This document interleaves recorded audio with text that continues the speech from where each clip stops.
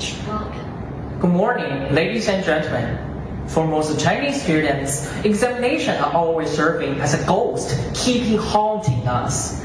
I can clearly remember that since my primary school, the time when I did not get 90%, I would be afraid to handle in my examination paper to my parents. To hide or not to hide, that is a question. For me, this is my story, and I firmly believe that this is all the students' story in China. So look at the two pictures here. You may be very blissful for being the second child on the right picture, who only made a slight progress while gaining a reward. But we are always afraid of being the top students on the left, for a slightly regrets will get punished. But ladies and gentlemen, I'm here to challenge. I'm going to tell you that neither of the two pictures is right in our society.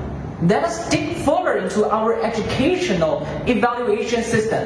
It adopts a system of deduction, where it seems that we are always losing our points rather than gaining our points.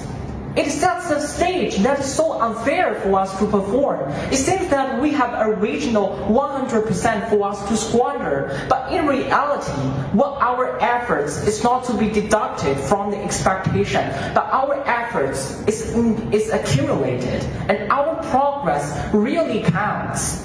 This makes me ponder that its deeply root cause is about one virtue of our Chinese tradition, that is about self-deprecation or self-efficacy. In a relationship, we tend to glorify others' achievements while understating our own achievements and progress. And what we are mainly focused is what we lose to do. Now, it may sound very gracious for this kind of cultural notion, makes us humble, but when it forms a social norm, it causes question, it causes chaos and problems. For we normally cherish our strengths and our competence, but we are always feeling sorry for ourselves, for our incompetence to fulfill something. This is the real problem, and it's not only confined in educational system. In a job interview, we got anxious for our incompetence to take the job rather than our strengths. In relationship, we glorify our partners while diminishing ourselves. And in life pursuits, we tend to glorify others' model businesses and success while not always satiated with our own achievements.